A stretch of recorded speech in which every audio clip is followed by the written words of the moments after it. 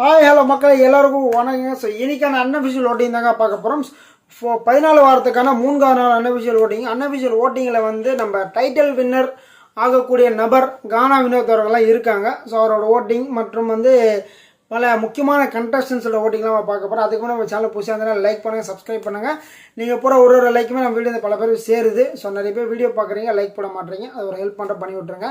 So முதல் இடத்துல நம்ம கானா வினோத் இருக்கிற கானா வினோத்தோட ஓட்டிங் பார்த்தா 1,65,750 ஓட்டுகள் எடுத்திருக்காரு. பர்சன்டேஜ் 48% எடுத்திருக்காங்க. ஸோ 48% கிட்டத்தட்ட ஆஃப் 100ல் வந்து 50% எடுத்திருக்காரு. உண்மையிலே வந்து வேறு லெவல் அதுதான் சொல்ல முடியும். ஏன்னா நல்லா விளையாடக்கூடிய ஒரு நபர், நல்லா விளையாடி தான் கொண்டு இருக்கிறாரு.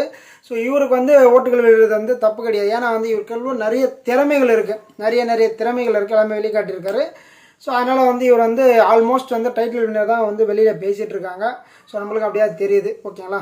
ஸோ 2வது பொசிஷனில் தான் நம்ம திவ்யா அவர்கள் இருக்காங்க. திவ்யாவோட ஓட்டிங் பார்த்தா 69,220 ஓட்டுகள். பர்சன்டேஜ் பார்த்தா 20% எடுத்திருக்காங்க.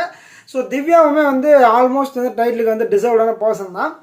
பட் வந்து அவங்க மேபி ஃபஸ்ட்லேயே இருந்திருந்தாங்கன்னா வந்து அவங்களுக்கான டிசர்விங் இருந்திருக்கும்.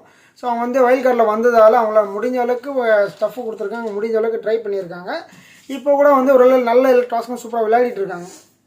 இந்த பணம் டாஸ்க் இந்த மாதிரி வந்து என்னென்ன டாஸ்க் வைக்கிறாங்களோ, இப்போ வந்து இந்த டிடிஎஃப் டாஸ்க்லாம் முடிஞ்ச பிறகு பணப்பெட்டி டாஸ்க்கில் வந்து நல்லா ப்ளே பண்ணுறாங்க. அவங்களால முடிஞ்சாலும் ஃபுல் இண்டிவிஜுவலிட்டி கொடுக்குறாங்க. நல்ல ஒரு பிளேயராக தான் வந்து இப்போதைக்கு வந்து எல்லாருக்கிட்டையுமே வந்து இருக்காங்க.